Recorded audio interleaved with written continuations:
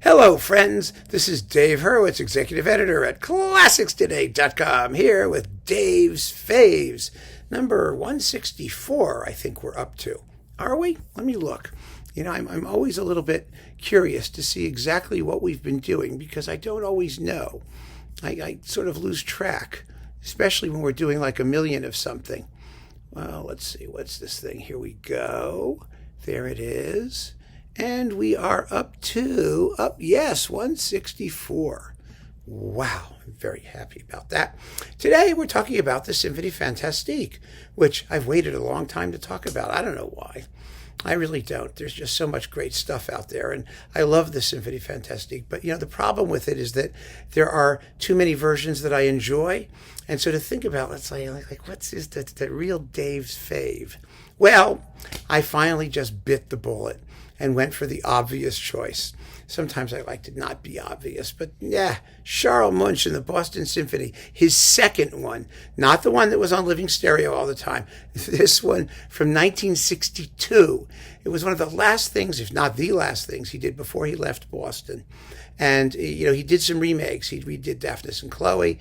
They were mostly better, the remakes. And that's certainly true of the Symphony Fantastique because it just had better sound, better playing. The orchestra was just that much more polished and used to what Munch wanted to give. And the Symphony Fantastique was, who did it better? Really, seriously. There are people who did it different, but there isn't anyone who did it better. And I love Symphony Fantastiques. I like, and everyone, different approaches. Markevich, who couldn't be more different. Karajan, who was surprisingly fabulous. His second one, by the way, he did it twice. And Munch did it three times, at least four times. Yeah, at least four times. But this one, the 62 Boston one, is really the best, hands down. Bernstein did it three times, very, very well. All of them are really, really good. And Beecham did it, and he's, Beecham-esque. And Stokowski did it with a wonderful tam-tam crescendo at the end. It's just endless fun. They're just really wonderful performances. But here's the point. It is still, at the end of the day, a portrait of insanity, of a drug-induced hallucinogenic episode. And it's just got to go there. One way or another, it's got to get there. It's got to be suitably hallucinatory, let's say. And, it also has to be a performance that makes the first three movements interesting.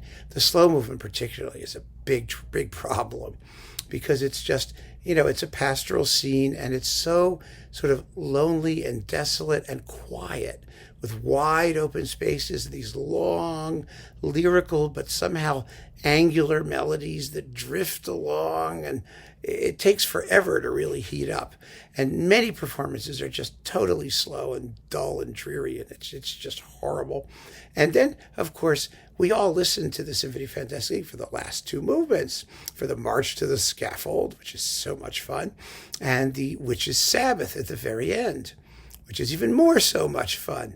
Do you remember Reference Recordings had a disc of the Symphony Fantastique, the Symphony Fantastique on LP with Varujan Kojan and the Utah Symphony, and it was on four sides, but you got the March to the Scaffold and the Witch's Sabbath twice on two sides because they knew you were going to only play that and wear it out.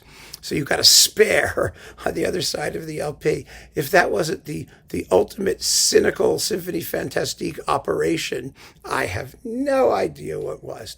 But the wonderful thing about Munch in this music is that it has total spontaneity, eruptive passion, and a finale that's just the sweatiest, most superheated, most frenetic version on disc. Nobody beats it. Nobody ever has. And, I don't know why. I don't know why they don't even try for the most part. I think maybe it's because there's a fugue in the middle and people think, well, there's a fugue. It has to be clear, so we have to slow down. I don't know. I don't get it. The Symphony Fantastique has to be a gut punch from the very, very opening all the way through. And like I said, there are a bunch of really fine performances of it. That's true. But there are also a stunning whole, dump city landfill of crappy performances, mediocre performances of the Symphonie Fantastique. And there is just no excuse for not having that same volcanic passion that Berlioz just built into it. I mean, remember, this was, we talked about this in great first symphonies. This is a couple years after the death of Beethoven, and it's an entirely separate musical universe. The music has to sound new and fresh and modern and startling. And Charles Munch in 1962 on RCA with the Boston Symphony does it. He really does it. He does it like nobody else. I love this performance. I've tried in vain to have as my favorite other versions, because like I said, I like a lot of other versions, but I keep coming back to this one because it just sounds so right. It just gets it. So there you go. That's Dave's fave in the Symphonie Fantastique. Keep on listening, my friends. Take care. Thank you so much for joining me.